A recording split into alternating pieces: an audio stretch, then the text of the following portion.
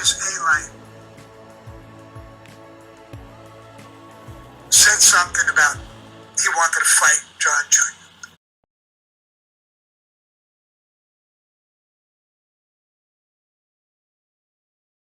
Then he said something about his friend wants to fight John Jr.'s son.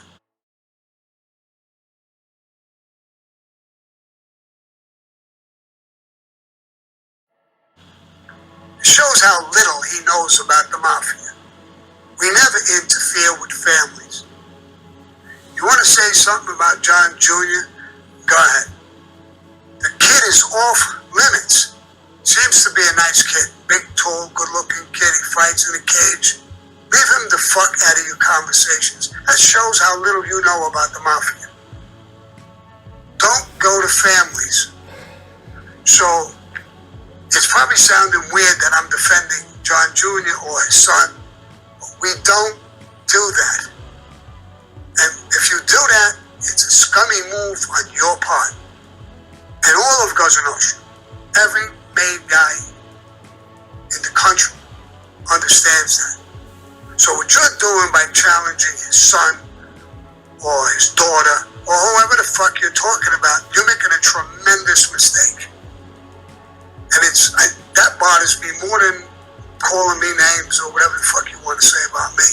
But we don't do that. Somebody will say something about my daughter because I cooperated.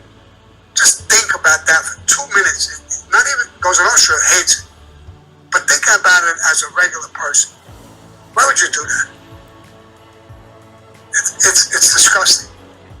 It's out of line. And so if you think I'm defending John Jr., he don't need me to defend him. He can defend himself. I think he's making a mistake. I think John Jr. might be tough with his hands. So I think you're making a mistake. But the big mistake you're making is challenging the kid. Leave him the fuck out of your mouth.